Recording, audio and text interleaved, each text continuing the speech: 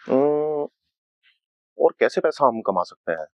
हमने पेड़ भी काट दिए, सड़कें भी बना दी, चौड़ी-चौड़ी सड़कें बना दी और टोल टैक्स भी हम ले रहे हैं, इनकम टैक्स भी हम ले रहे हैं, सेल्स टैक्स भी हम ले रहे हैं और जब कोई कुछ कार आदि खरीदने जाता है तो उस पर जीएसटी भी हम ले रहे हैं। तो अब पैसा कैसे कमाएं?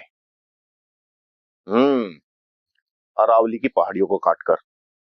अरावली की पहाड़ियों को काटेंगे तो बहुत सारे काम सिद्ध होंगे, हमारी राजनीति भी बहुत अच्छी चलेगी।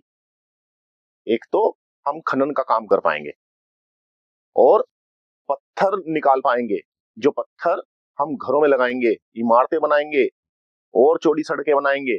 अच्छा एक बात तो बताओ, आप ये तो सब कर दोगे, लेकिन जब आप जंगल काटोगे, आप अरावली की पहाड़ियां काट दोगे, तो उनमें रहने वाले जो जीव जंतु हैं, जो जानवर हैं, उनका क्या होगा? वो क्या खाएंगे? अरे बहुत आसान है, वो लोगों को खाएंगे। एक पंथ कई सारे काज कर देंगे हम, जनसंख्या नियंत्रण भी हो जाएगी, हमें कोई कानून के लिए लड़ने की भी जरूरत नहीं है, कोई कानून लाने की भी जरूरत नहीं है। जंगली जानवर उन्हें लोगों को खाएंगे और जनसंख्या घट जाएगी। भाई वाह, क्या कमाल का आइडिया लगाया है।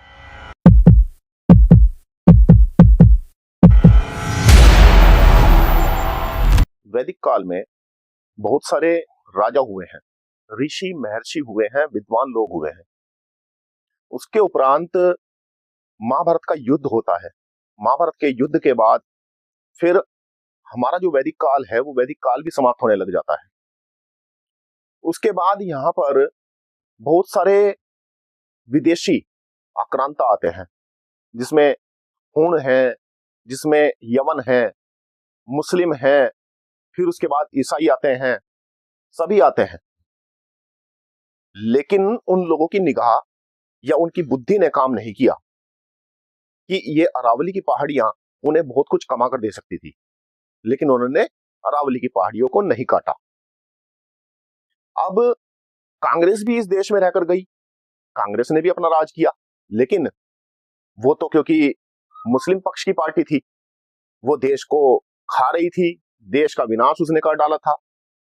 तो उसके बाद 2014 में फिर उदय होता है भाजपा का।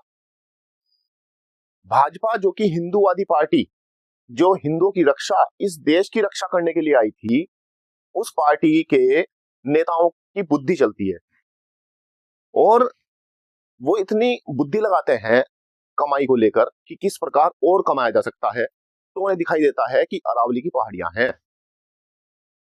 अब वो कोर्ट में जाते हैं, वो कहते हैं कि अरावली की पहाड़ियों में जो 100 मीटर ऊंची पहाड़ियां हैं, उन्हें छोड़कर जो उससे कम ऊंचाई की पहाड़ियां हैं, उन पहाड़ियों को हम काट देते हैं, ताकि खनन जो है वो भी वैध हो जाएगा। कमाल की बात है, केवल 2 ही पहाड़ियां मिली जो कि 100 मीटर से ऊंची हैं, बाकी 12,000 पहाड़ियां नेस्तनाबूद कर दी जाएंगी, काट दी जाएंगी। इन अकल के अंधों को यह नहीं दिखाई दिया कि इस देश की जो धरोहर है, वो धरोहर भी, जो मैं देश की क्या कहूं, कि इस पृथ्वी या इस पर्यावरण को थामने के लिए जो जो जिस प्रकार से ईश्वर ने इसे बनाया है, उसी प्रकार से अगर हम रखें तो ये प्राकृतिक लाभ देती है। अब अरावली की पहाड़ियां काटकर उसमें से पत्थर भी निकाला जाएगा, क्योंकि घरों में पत्थर लगने हैं, लोगों को पत्थर चाहिए, और चौड़ी चौड़ी सड़कें बनाई जाएंगी क्योंकि उसके लिए सीमेंट चाहिए। तो वो सब कहां से आएगा? वो इन्हीं अरावली की पहाड़ियों से आएगा। और जो उसमें रहने वाले जंगली जानवर हैं, उनका क्या होगा? वो जाए भाड़ में, उनके बारे में कुछ नहीं सोचना है। ना तो भाजपा वालों ने सोचा, ना इन कोर्ट वालों ने सोचा कि आगे जो जलवायु है या पर्यावरण है, उसे कैसे शुद्ध रख पाओगे।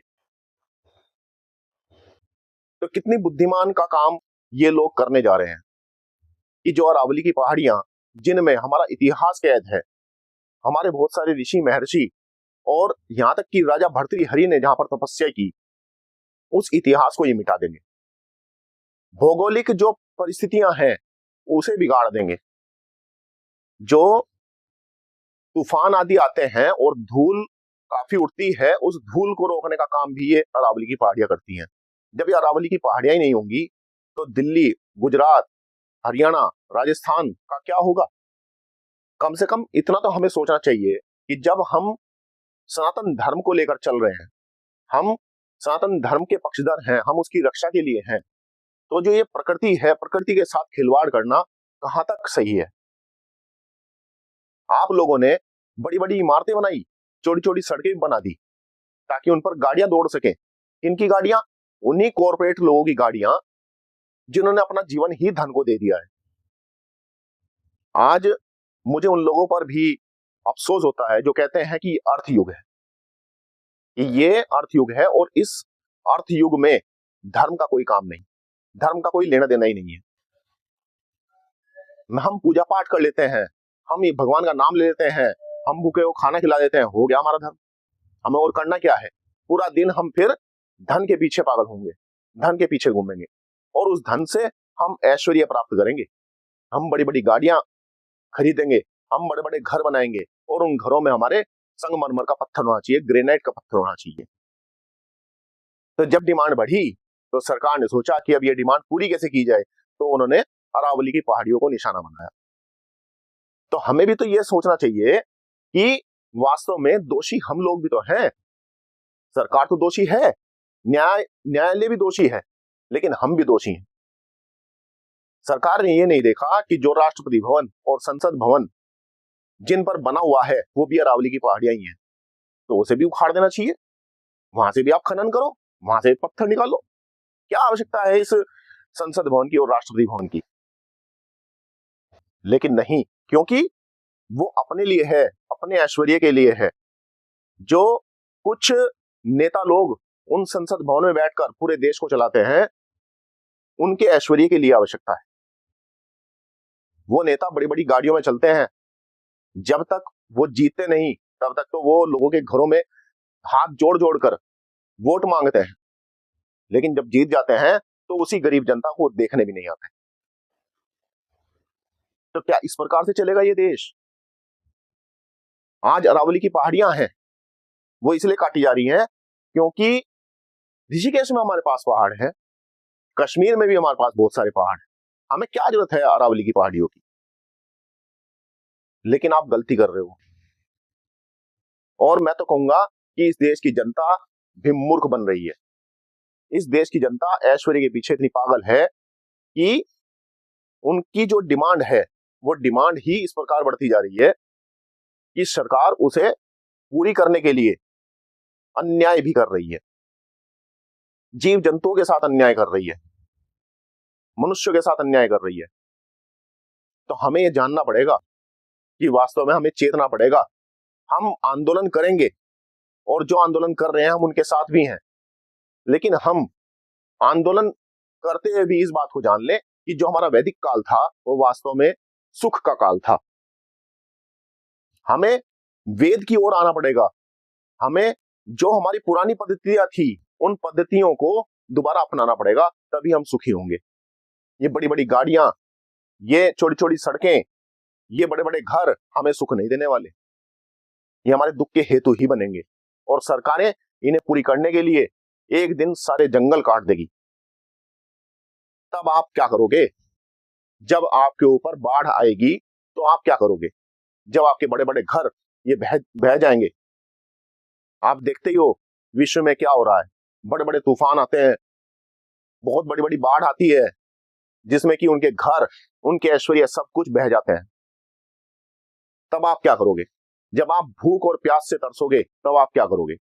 राजस्थान में ज्यादातर पानी इन अरावली पहाड़ियों के कारण ही मिलता है, वहां पर बड़े बड़े जलाशय इन्होंने रोके हुए हैं। अगर वो अरावली की पहाड़ियां भी काट दी गई तो राजस्थान भी भूखमरी और प्यास से मर जाएगा, और राजस्थान ही नहीं, आसपास के जितने भी एरिया हैं वो भी सब भूख और प्यास से मरेंगे।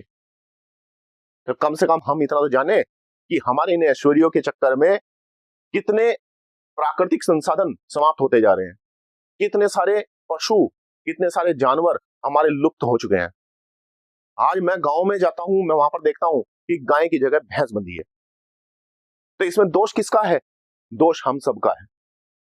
ज्यादा दूध प्राप्त करने के लिए हमने भैंस रखी, और उससे भी ज्यादा दूध प्राप्त करने के लिए हमने ऑक्सीटोसिन के इंजेक्शन लगाए, जिस वजह से कैंसर और हार्ट अटैक आदि जो बीमारियां हैं वो बढ़ती जा रही हैं। तो हम अपने विनाश की कहानी खुद अपने हाथों से लिख रहे हैं।